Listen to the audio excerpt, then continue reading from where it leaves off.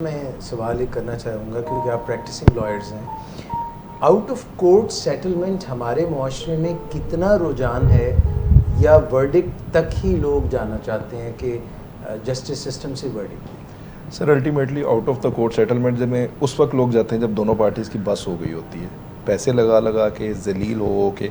Ultimately अगर हम ये आइली मामला को एक तरफ कर दें, हम ये कत्लों की या बड़ी बड़ी दुश्मनियाँ देखें जिसमें कई कई लोग कई कई घर उजड़ गए होते हैं। बहुत सारी ऐसी एग्जांपल है जो है क्रिमिनल लॉयर मैंने देखी है। अल्टीमेटली लोगों में सुलह ही होती है, कुछ दरमियान में से थर्ड पार्टी आती है, दोनों की सुलह कराती है कि सब कुछ लुटा के। जी बिल्कुल ऐसी ही सूरत हाल होती है। घरों के घर उजड़ गए होते हैं, मुआशी तौर पे बच्चे बर्बाद हो गए होते हैं, उसके बाद सुलह होती है। और वो इंस्टिगेटर जो होते हैं वो इनिशियल फेजेस में होते हैं, वो शायद पहले भी सुलह की टेबल पे आ जाए, लेकिन जो लोग साथ लगे होते हैं वो मामले को इतना उछालते हैं। ऐसे ही ये शादी ब्याह के मामला में भी, ऐसे ही जुराई के मामला में भी। और कुछ हमारे भाई भी होते हैं, मतलब हम लोग भी होते हैं कि बाज़ औक़ात ये होता है कि पार्टी को समझाने की कोशिश करते हैं कि यार आप इस चीज़ को अवॉइड करें, ठीक है अब ये जो हो गया इसको सेटल डाउन। लेकिन वो बात वही है कि वो कहते हैं नहीं हमने इसको आगे लेके जाना है। और अगर आप उनको बहुत ज़्यादा उस चीज़ के ऊपर थोड़ा सा फोर्स करें तो वो ऐसा समझते हैं कि आपकी वो जो है आप दूसरी पार्टी के साथ, जो अदर पार्टी के साथ आपका कोई इंटरेस्ट है। अब बड़ा एक लिमिटेड फोकस होता है आपको शुरू में ये बात उनको समझाने में। जब आपकी बात सुनने की पोजीशन में आते हैं तो तब तक चिड़िया खेत चुग गई और ये मामला होता है, वो लोग गुजर गए होते हैं। सर ने भी बात की कि वो मोमेंटम जिसके साथ आप केस को टेकअप करते हैं आप उसको फॉलो अप उस तरह नहीं कर सकते। तो उसका शायद एक रीज़न, मतलब एज अ ले मैन या as a citizen of Pakistan, तो मुझे ये भी लगता है क्योंकि प्रोसीडिंग्स बहुत लंबी होती हैं, एज इन कई साल तक चल रही होती है चीज़ें, और फिर डेट्स नहीं मिल रही, और फिर और जो दूसरे मसले मसाइल होते हैं, तो उसकी वजह से भी लोग फिर कहते हैं कि छोड़ दें। हालांकि चाहे वो चाह भी रहे हों कि हम इसको फॉलो अप करें, बट उसके साथ में कॉस्ट इतनी ज़्यादा अटैच होती हैं कि वो फिर कर नहीं सकते। आप सही कह रही हैं, बिल्कुल ऐसे ही होता है। उसकी वजह ये होती है कि आमतौर पे होता है कि एक पार्टी बेनिफिशरी होती है। ऑब्वियसली जब दो लोग सामने हैं, एक गलत होगा एक सही होगा। बहुत ज़्यादा केसेस में उनके बेनिफिट ये होता है कि केस पर लॉन्ग हो।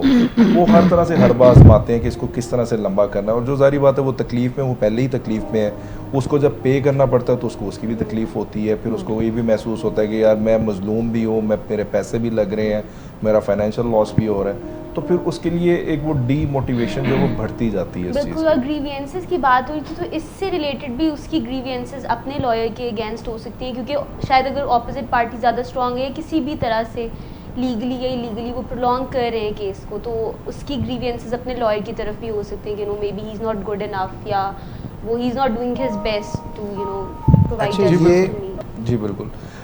हम अगर देखें तो जब भी हमारे पास एपलेट स्टेज पे कोई केस आता है, मतलब एक कोर्ट से वो डिसाइड हो चुका है और दूसरे आता है, बहुत कम होता है कि एक ही अगर मैं कौंसल हूँ तो मैं उसको रिटेन कर सकूँ अगर मैं उनका केस हार भी गया हूँ, सेकंड फोरम पे वो मेरे साथ जाएं। बहुत जगह होता भी है जब आपका ट्रस्ट बहुत अच्छा होता है किसी के साथ। तो पहला एक आम फिक्रा जो है, मेरा वकील दूसरी पार्टी ने रल गया सी, ये वो कॉमन फिनोमेना है कि जो कि नहीं समझ लगता। मैं हर एक को यही कहता हूँ, मैंने कहा मुझे तुम्हारी बात पे बिल्कुल भी एतबार नहीं है। जो लोग मेरे पास लेके आए होते हैं, मैं कहा आपके लिए ये एक केस है, उस वकील के लिए वो पूरी ज़िंदगी का कैरियर होता है, और हमारे लिए हर केस अपना केस होता है। हम आपके हक़ के लिए अपना हक़ समझ के लड़ रहे होते हैं, चाहे आप इसके लिए पे कर रहे होते हैं, लेकिन हमारे लिए वो कैरियर की ऐसा नहीं होता। ये सिर्फ एक वो मुआशरे के अंदर एक जो गलत गुलाम बात बनी हुई है, स्टीरियोटाइप थॉट है, ऐसा कुछ नहीं होता।